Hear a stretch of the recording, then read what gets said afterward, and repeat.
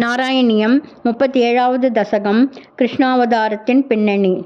சாந்திரானந்ததனோஹரே நனுபுரா दैवासुरे सङ्गरे त्वत्कृता अपि कर्मसे सवशतो एतेन याता गतिं तेषां भूतलजन्मनां दितिभुवां भारेण दूराद्दिता भूमिप्राप विरिञ्चमाश्रितपदं देवै पुरैवागतैः हा हा दुर्जनभूरिभारमतितां पातो निदौ पातुकाम् एतां पालयहन्त मे विवसतां सम्पृच्छ देवानिमान् इत्यादि प्रचुरप्रलापविवसां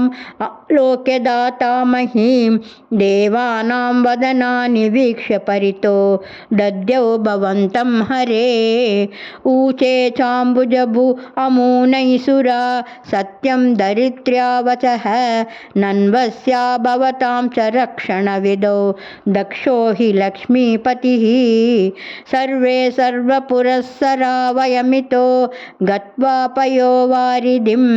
नत्वा तं सुमहे जवादितिययुः साकं तवाकेतनम् ते मुग्धानिलसालिदुक्तजलदे तीरं गता सङ्गताः यावत् त्वत्पदचिन्तनैकमनस तावत् स पातो जभूः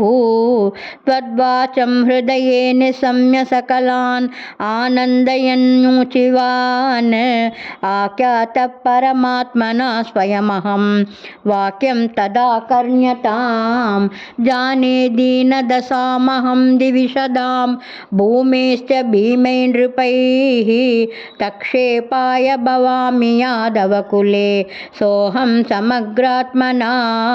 देवा वृष्णिकुले भवन्तु कलया देवाङ्गनाश्चावनौ मत्सेवार्थमिति त्वदीयवचनं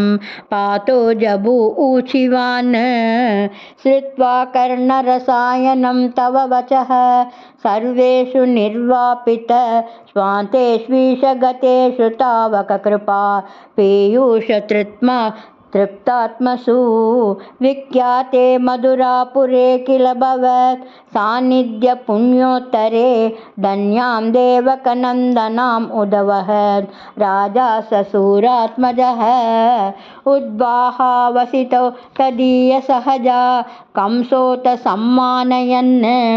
एतौ सूततया गतः पतिरते व्योमोत्तया त्वद्गिरा अस्यास्त्वाम् अतिदुष्टमष्टमसुतो हन्तेति हन्तेरितः सन्त्रासाः तु हन्तुमन्तिकगतां तन्वीं कृपाणीमगात् गृह्णानश्चिकुरेषु तां कलमतिः सौरेश्चिरं सान्त्वनैः नो मुञ्चन् पुनरात्मजार्पणगिरा प्रीतो तयातो गृहान् आद्यं त्वत्सहजं तथार्पितमपि स्नेहेन नाहन्नसौ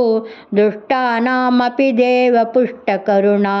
दृष्टा हि धीरे कदा तावत् वन्मनसैव नारदमुनिः प्रोचे स भोजेश्वरं योऽयं नन्वसुरासुराश्च यदवो जानासि किं न प्रभो मायावी स हरिर्भवद्वदकृते भावीसुरप्रार्थनात् इत्याकर्णयदूनदुनदसौ सौरेश सूनूनहन् प्राप्ते सप्तमगर्भताम् अहिपतौ त्वत्प्रेरणान्मायया नीते माधव रोहिणीं त्वमपि भो सच्चित्सुखैकात्मकः देवक्या जठरं विवेशित विभो संस्तूयमानसुरैः सत्वं कृष्ण विधूय रोगपटलीं भक्तिं परां देहि मे सत्वं कृष्ण विधूय रोगपटलीं भक्तिं परां देहि मे सत्वं कृष्ण विधूय रोगपटलीं भक्तिं परां देहि मे। गुरुवायूरप्पा चरणं सर्वत्र गोविन्दनाम संकीर्तनं गोविन्दा गोविन्दा।